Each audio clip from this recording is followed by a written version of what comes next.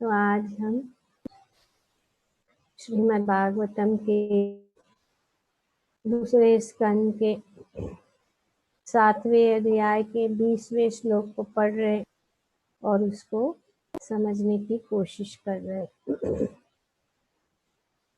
श्री ब्रह्मा जी नारद मुनि को भगवान के अनेक अनेक अवतारों का वर्णन कर रहे और इस अवतारों का कथन और श्रवण करने से जो कान के अंदर जो मैल वो सब नष्ट हो जाता है, क्योंकि भगवान की लीला जो है दिव्य है। श्रृण्वन्तं स्वकथा कृष्ण पुण्य श्रवण कीर्तना।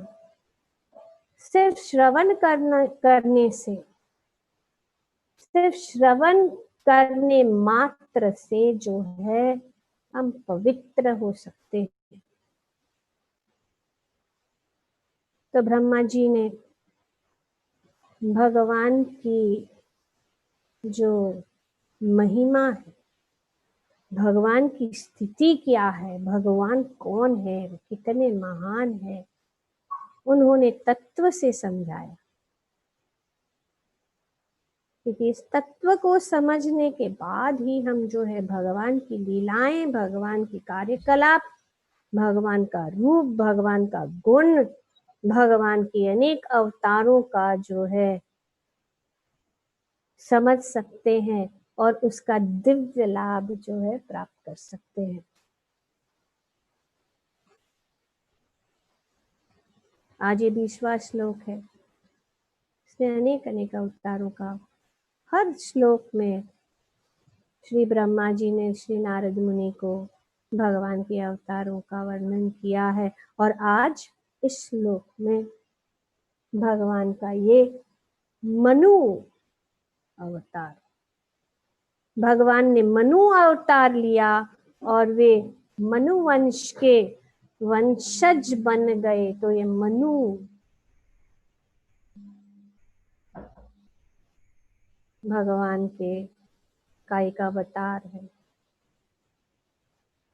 और उनके वंशज का वर्णन जैसे कि प्रभुपाद जी बताते हैं कि प्रथम स्कंद में मनु के अवतारों की व्याख्या की जा चुकी है।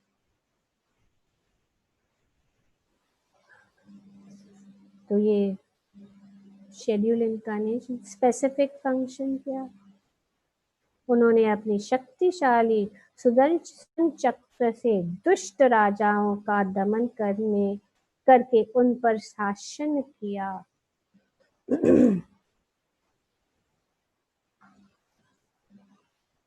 मनु जो है वे प्रथम मनुष्य, इसके लिए उनको कहते हैं मनुष्य।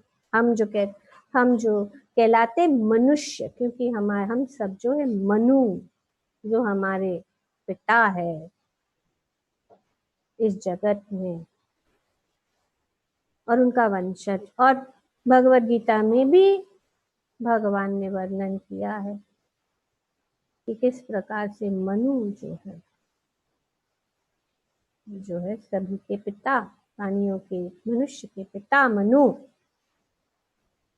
इमं विवस्वते योगम प्रोक्तवान अहम अव्ययम विवस्वान मनवे प्राह मनुर इक्ष्वाकवे ब्रवीत। तो इस प्रकार से जो ज्ञान, ये वंश गुरु परंपरा की ओर से जो भगवान मनु से ये वंशज शुरू हो गए।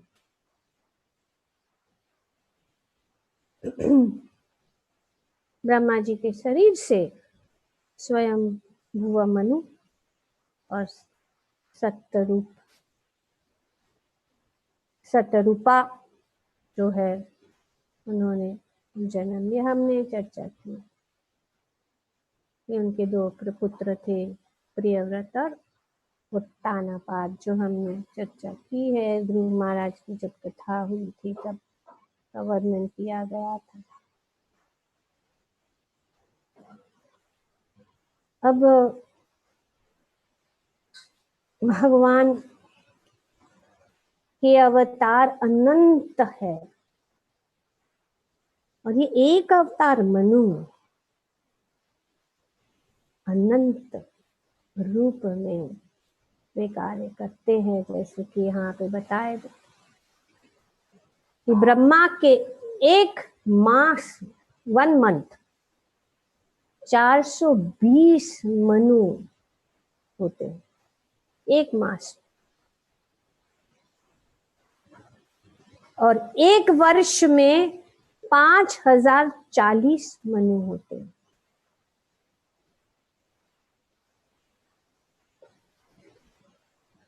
अपनी गणना के अनुसार ब्रह्मा जी 100 वर्ष तक जीवित रहते हैं, हम सब जान रहे। ये ब्रह्मा जी ने स्वयं बताया है, जो हम क्रम से भागवतम जो पढ़ रहे हैं, ये सब चीजें बताई गई है। भगवद गीता में भी भगवान बताते हैं और समझाते हैं कि किस प्रकार से सहस्त्र युग पर्यंतम अहर्यद भ्रमणो विधु रात्रिम युग सहस्रंतम तेहु रात्र विदोजन, कि हमारे गणना से जब ये 4 युग है, हम जानते हैं 4 युग जब 1000 बार उनका रोटेशन, सहस्र युग पर्यंतम,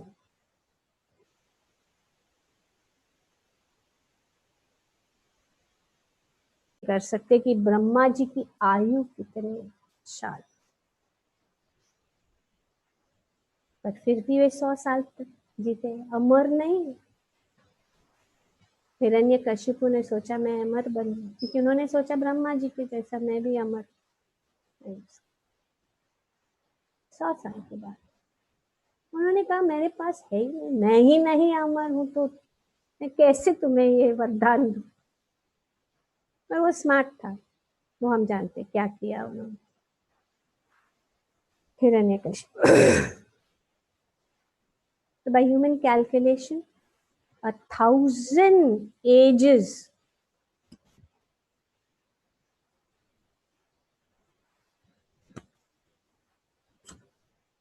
taken together form the duration of Brahma's 1 day। और ऐसे ही उनकी रात्रि इतनी लंबी। इसका वर्णन भगवद गीता के 8वें अध्याय में 17वें श्लोक में बताया जा रहा, और प्रभुपाद जी ने बहुत सुंदर तरीके से अपने तात्पर्य में समझाया। जो कुछ भी चाहिए हम प्रभुपाद जी के तात्पर्य में पा सकते, यदि हम प्रभुपाद जी के तात्पर्य को संवीक्षण करके पढ़े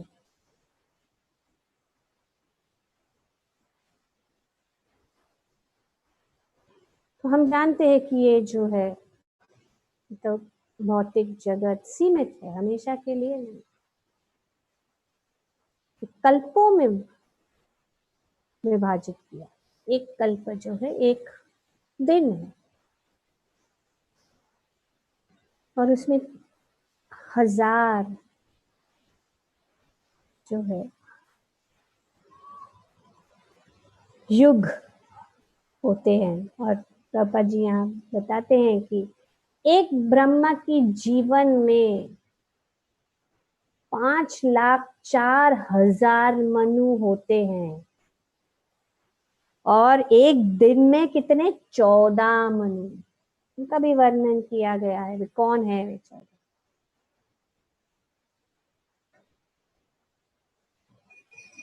और अनेक ब्रह्मा जी हैं, ये तो एक ब्रह्मा का वर्णन किया जा रहा है। अनेक ब्रह्मा जी है, 4 मुख वाले, 5 मुख वाले, 10 मुख वाले, 100 मुख वाले, 1000 मुख वाले। ये साक्षात जो है ब्रह्मा जी ने देखा, जब वे गए भगवान को मिलने, उन्होंने कहा मैं ही ब्रह्मा हूँ, मैं ही सब, और कोई नहीं। वो आश्चर्यचकित है, क्योंकि इससे भी बड़े बड़े ब्रह्मांड है, जिसको चलाने के लिए ऐसे शक्तिशाली ब्रह्मा की जरूरत है। ऐसे ब्रह्मा असंख्य है, और वे महाविष्णु के एक उच्छ्वास से उत्पन्न की अवधि तक जीवित होते। अभी एक दिन और 100 साल कब खत्म हुआ? जब भगवान का, महाविष्णु का एक श्वास,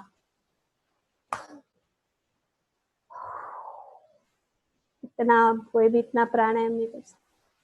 भगवान का एक श्वास, 100 वर्ष ब्रह्मा जी का आयु, एक श्वास।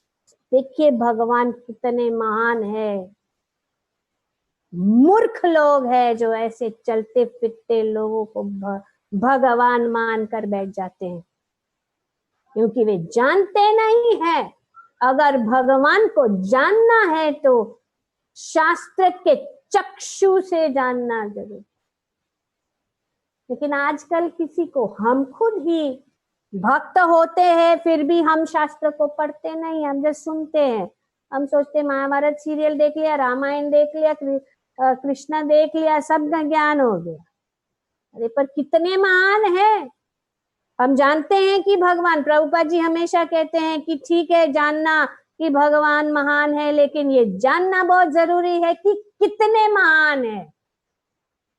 यम ब्रह्म वरुणेन्द्र उदमरुते स्तुवन्ति दिव्ये स्तवेर वेदे सांग पद क्रम निषदे गायन्ति यम सामगा ध्यान अवस्थित तद्गतेना मनसा पश्यन्ति यम योगिन यश्यांतम न विदु। सुर सुर गणा देवाति। भगवान को जानना बहुत कठिन है। बड़े बड़े यम ब्रह्म वरुण उनकी स्तुति करते हैं, उत्तम श्लोक से उनका गुणगान करते हैं, ये भगवान, क्योंकि वे जानते हैं। और ब्रह्मा जी कहते हैं कि मैं तो कुछ भी नहीं हूं, क्योंकि जो कुछ भी मैं करता हूं वो भगवान, परम पुरुषोत्तम भगवान ही उसके कारणों के कारण है। इसीलिए एक अध्याय भी हम कर चुके सर्व कारणों के कारण। जब तक हम ये नहीं समझ सकते तब तक हमारी श्रद्धा, हमारी भक्ति, हमारी दृढ़ता नहीं बढ़ सकती। इसीलिए यहाँ पे ब्रह्मा जी बता रहे भगवान 14 मन, 5040 मनु,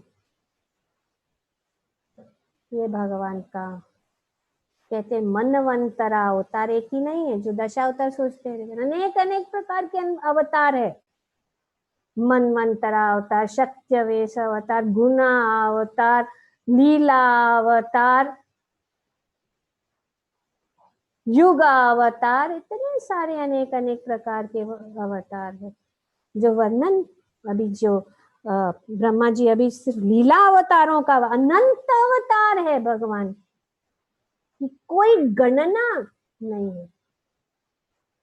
लेकिन हमारे सीमित बुद्धि से जितना भी हम समझ सकते हैं, इतना भी अगर समझ जाए, जन्म कर्म चमे दिव्यम, भगवान कहते भगवत गीता में, जिसमें मेरा जन्म कर्म कार्य कलाप सब जो है दिव्य है। जिसने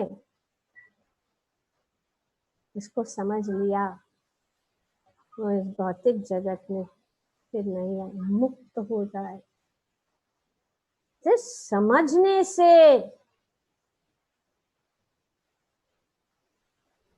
उसके लिए नित्यम भागवत सेवया, क्योंकि हम माया में, खास करके इस कलयुग में बहुत आसान दूर होना भक्ति से, इसलिए हमें वो रोशनी में रहना है। भागवतम दीपम पिछले श्लोक में बताया गया, दीप है, इस अंधकार से बाहर निकलने के लिए दीप है।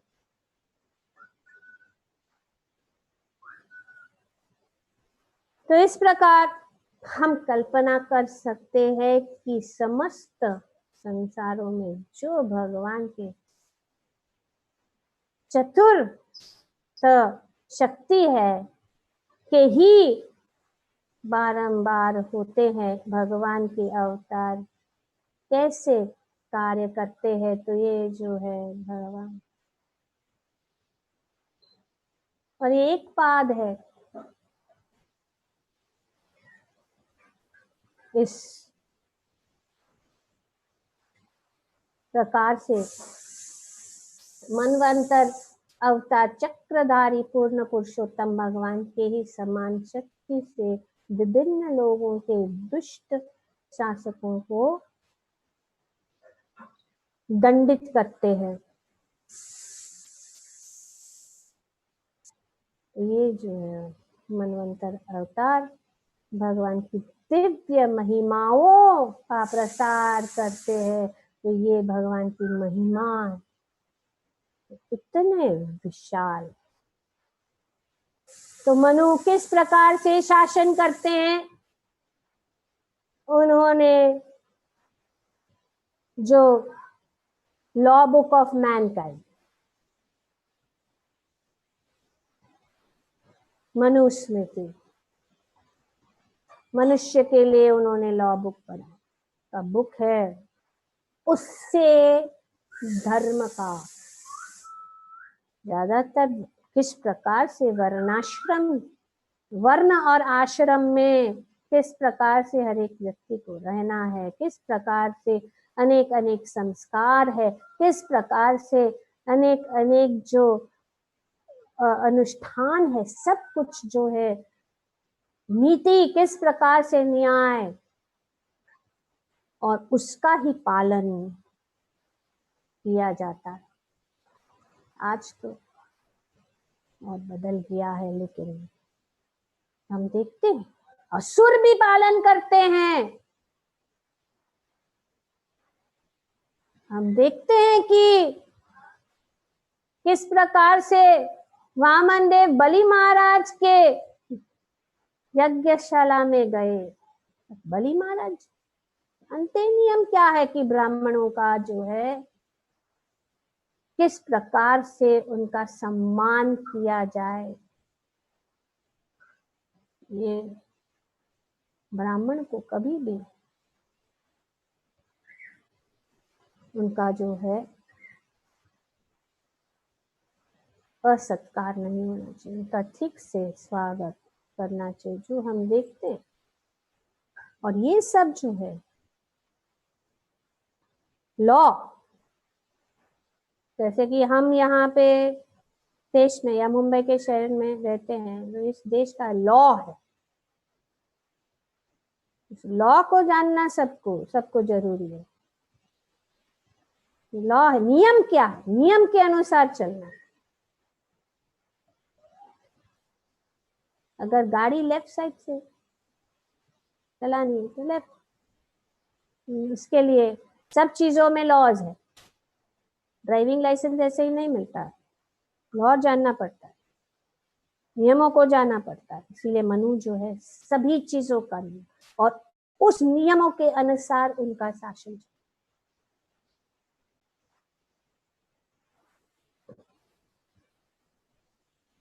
तो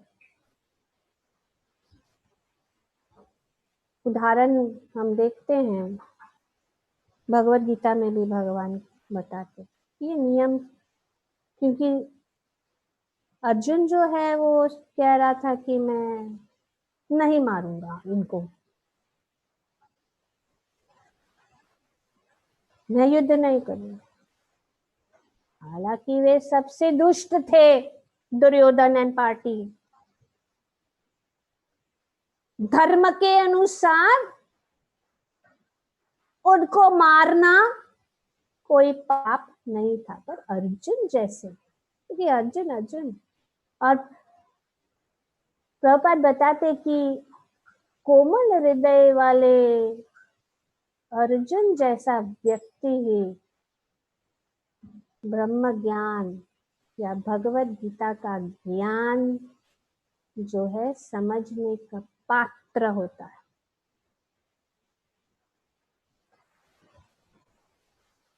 तो शास्त्र में ये बताया, किसी की हत्या, किसकी हत्या नहीं की जा सकती है? जिसके पास कुछ अस्त्र शस्त्र हाथ में नहीं। अगर वो सो रहा है उसको नहीं मार सकते, अगर वो नशे में है तो उसको नहीं हत्या की सकती, अगर वो डर जाता है उसकी हत्या नहीं की जाती है, अगर उसका रथ उससे अलग हो गया, वो रथ नहीं है, उसको नहीं मार सकते। किसी बच्चे को नहीं मारा जाता है, कोई मूर्ख प्राणी को नहीं मारा जाता है, जो शरणागत होता है उसको नहीं मारा जाता। ये सब जो है मनुष्य अनेक अनेक कोड्स,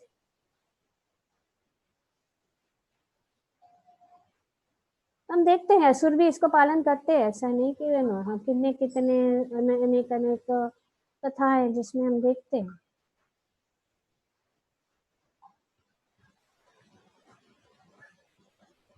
और अगर किसी ने ऐसा किया, किसी को जहर खिलाया, वो दंडित, किसी ने किसी की जमीन को चुराई, किसी ने स्त्री को चुराई, किसी ने बिना कारण किसी को मृत्यु दंड दिया, जिसने किसी के घर को आग लगाया, ये सब दंड के पात्र है। और उनको मृत्यु दंड देना कोई पाप नहीं है, जो यहाँ पे भगवान ने समझाया। पूरा लिस्ट भगवान ने बताया अर्जुन को। और हम देखते हैं कि एक कौरवों ने ये सब किया, क्या नहीं किया? विष खिलाया, उनके पत्नी को उन्होंने व्यवहार किस प्रकार से किया, उनके घर को आग लगाया, क्या क्या सब कुछ, उनके राज्य को छीन लिया।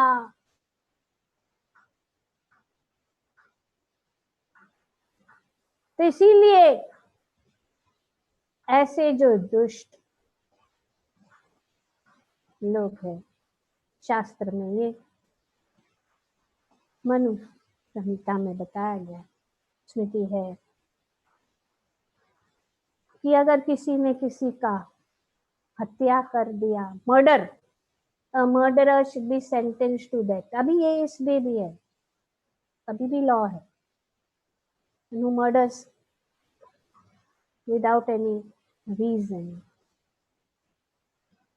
अगर वो अपनी रक्षा करने के लिए, जो अगर गलती से अगर हो जाए, सवाल दूसरा होता है, लेकिन मर्डर, तो उसको जो मृत्यु दंड दिया, और मृत्यु दंड के कारण क्या होता है, उसको अगले जीवन में नरकीय जो पीड़ा है नहीं भोगने पर, उससे बच जाता है।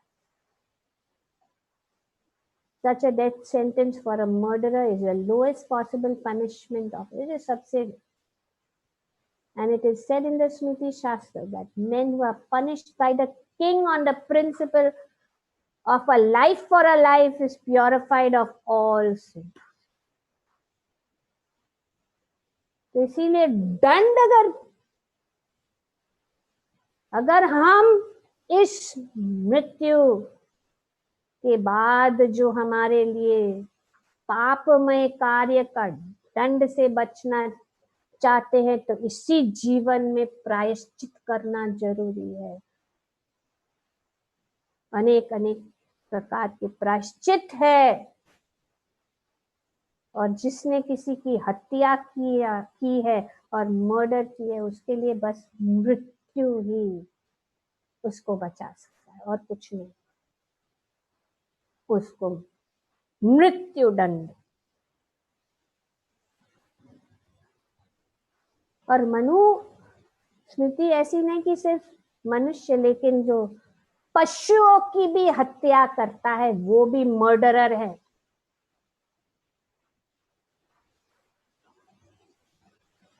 तो इसीलिए अभी ये सब अवॉइड करने हैं ना, ये मनु स्मृति या मनु का जो लॉ है वो लोग नहीं चाहते, क्योंकि अपने इंद्र तृप्ति के कुछ वाइप आउट, आधा सब तो वाइप आउट ही कर दिया। गिल्ट फ्री मीट ईटिंग करना है ना। क्या फर्क है मनुष्य और पशु पक्षी में? सब भगवान की सृष्टि है, सब भगवान के अंश है, सब भगवान के पुत्र है। और राज्य में भी अगर एक राजा है तो ऐसा नहीं है कि सिर्फ मनुष्य का ख्याल रखता है, जैसे कि हम देखते हैं परीक्षित महाराज। सभी प्राणी अपने पुत्र के रूप में वो राजा जो है उसके ऊपर शासन करता है। तो इस प्रकार से जो ये कोड्स को जानता है उसको पालन करता है।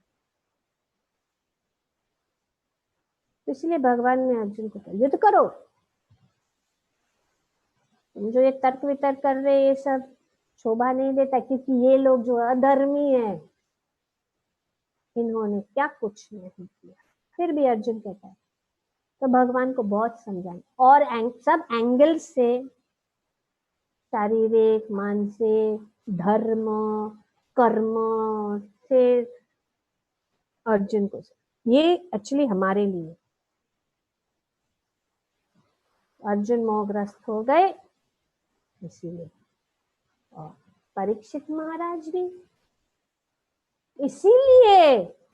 परीक्षित महाराज जैसे इतने महान व्यक्ति ऐसे कार्य कैसे कर सकते हैं कि एक ऋषि को वे अपमान कर।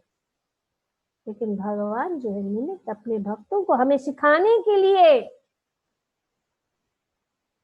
और ताकि भागवतम, अगर अर्जुन मोहग्रस्त ना होता तो भगवत गीता हम तक नहीं पहुंचती, और अगर परीक्षित महाराज मोहग्रस्त नहीं होते तो भागवतम हम कैसे था। सुंदर बताया गया। हम लोग ने सब पढ़ चुके हैं पहले के सब स्कंद, पहले स्कंद, अब ये दूसरा स्कंद। और हम देखते हैं पहले स्कंद में भी ये भी सिचुएशन आता है। ब्राह्मण पुत्र अश्वत्थामा, ब्राह्मण को कभी मारा नहीं जाता।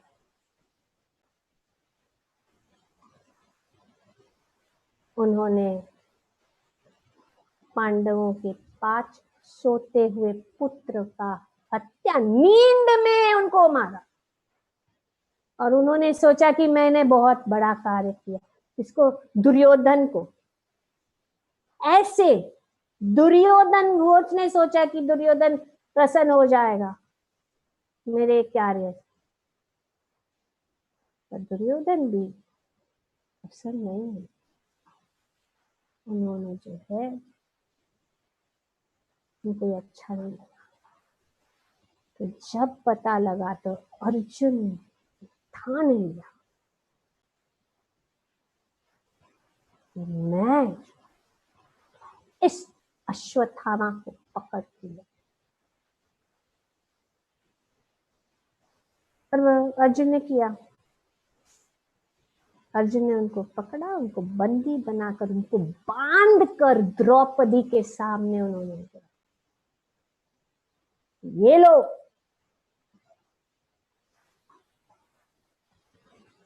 ये सब वर्णन है भागवतम के पहले स्कंद के 7वें अध्याय। पर देखिए पांडव पांडव, अर्जुन का चरित्र, द्रौपदी का चरित्र। तब द्रौपदी तो बहुत दुखी थी कि उनके पुत्रों का वध किया गया, पर जब उन्होंने एक ब्राह्मण पुत्र अश्वत्थामा को इस प्रकार से असहाय और बांधे हुए देखा तो उनके मन में बहुत दया आ गई। उन्होंने सोचा कि मैं, ये तो ब्राह्मण का पुत्र है, वे हमारे गुरु का पुत्र है, जिस गुरु ने आप सब लोग जो है पांडवों ने सब विद्या जो है उनसे सीखी है। हम ऐसे गुरु के पुत्र को किस प्रकार से मार सकते हैं? युधिष्ठिर ने भी कहा कि हाँ ये सही है, उनको मृत्यु दंड नहीं दे सकते। नकुल और सहदेव ने भी कहा नहीं, ये तो नहीं करना चाहिए, चाहे वो उन्होंने कितना भी। और द्रौपदी कहती है कि मुझे तो दुख हुआ है अपने पुत्रों को खोने से, मैं नहीं चाहती कि द्रोणाचार्य की पत्नी को वो दुख सहना पड़े। जब हम उनके पुत्र की हत्या करेंगे, उनको मारेंगे, तो क्या गुजरेगी उनके। ये है माताओं का हर, वे नहीं चाहते कभी किसी को। हमें दुख हुआ, अभी क्या है, अच्छा उसने मेरे पुत्र को मारा, अभी उसको मृत्यु दंड, टीवी पे जोर जोर से चिल्ला के बोलेंगे उसको मृत्यु मिलना चाहिए, उसने मेरे बेटे को मारा, उसने मेरी बेटी को मारा, या जिसको भी मारा उसको दंड दे दो, दंड दे दो। Okay fine. पर पहले ऐसे द्रौपदी ने कहा कि मैं नहीं चाहती क्या, दूसरों का सोचते। भक्त जो है हमेशा अपना दुख को भूल कर दूसरों के दुख के विषय में सोचते कि उनको क्या भी।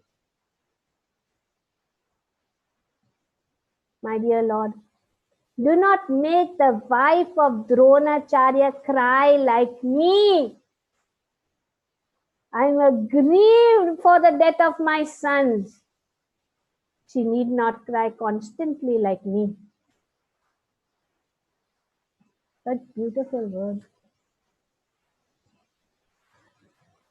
तो इस प्रकार से युधिष्ठिर नकुल सहदेव, लेकिन भीम ने कहा नहीं। भीम बोला नहीं, उसको मारो, को मारना जरूरी है। तो बहुत क्रोधित हो गए, उन्होंने सोते हुए बालकों को मारा है तो नहीं छोड़ना। और भगवान ने भी कहा हाँ उनको मारना जरूरी है, क्योंकि उन्होंने जो ये बुरा कार्य किया है उनको ये दंड मिलना बहुत जरूरी है। पर अर्जुन ब्रह्म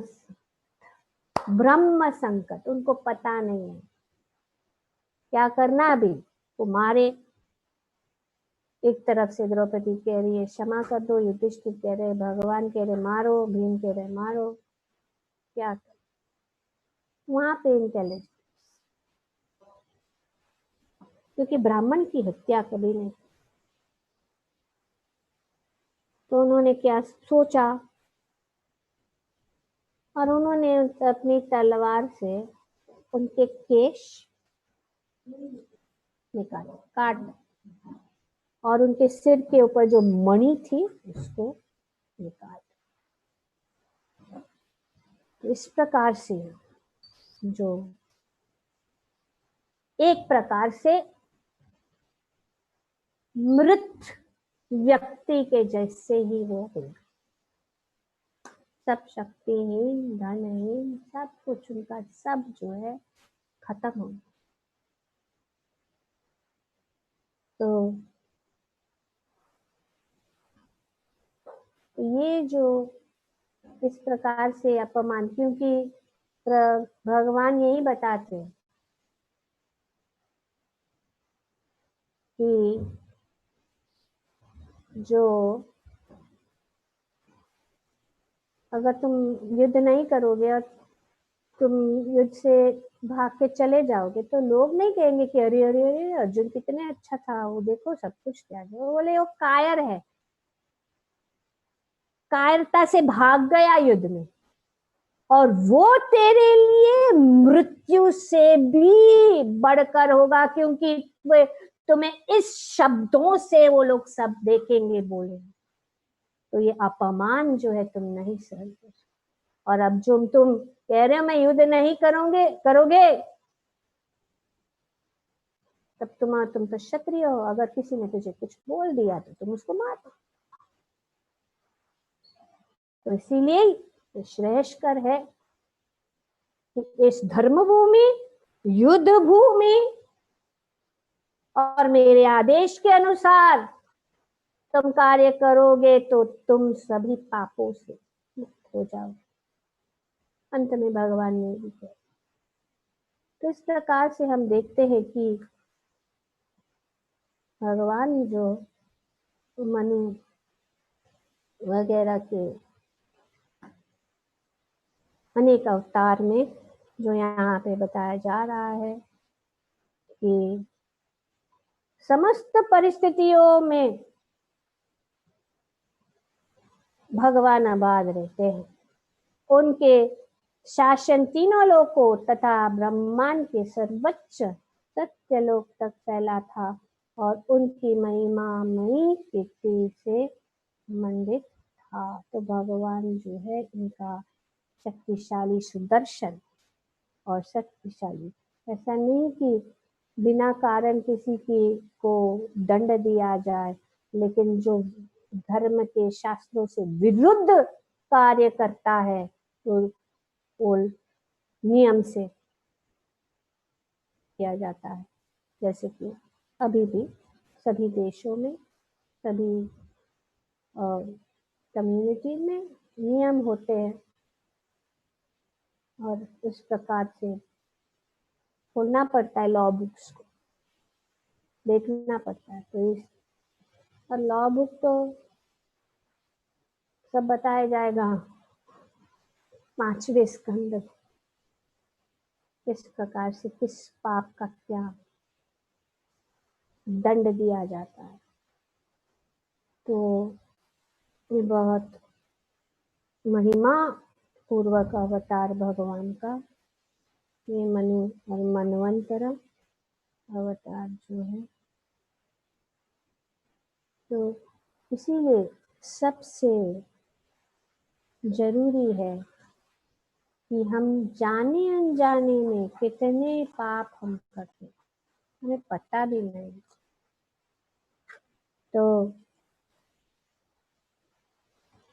इसीलिए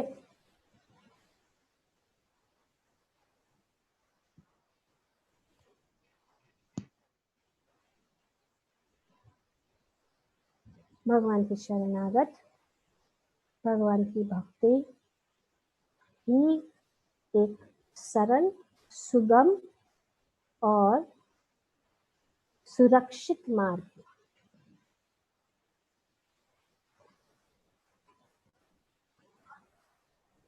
क्योंकि ब्राह्मण हत्या का दोष सबसे बड़ा है, इसीलिए हम कहते हैं, रोज हम तुलसी पूजा करते हैं, यानी कानी च पापानि ब्रह्म हत्याधिकानि च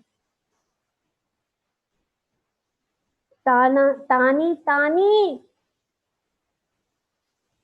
प्रणश्यन्ति प्रदक्षिणा पदे पदे। हर पद में जब हम तुलसी देवी की प्रदक्षिणा करते हैं, सबसे घोर पाप जैसे कि ब्राह्मण हत्या का भी पाप से हम हर पग से मुक्त हो सकते हैं। ये है भगवान की भक्ति। भक्ति देवी है। और इसका मतलब ये नहीं कि जानबूझ के हम पाप करें, वो उसके लिए फिर नहीं। ठीक है, तो ग्रंथराज श्रीमद् भागवतम की जय। ओम तत्सत। Thank you very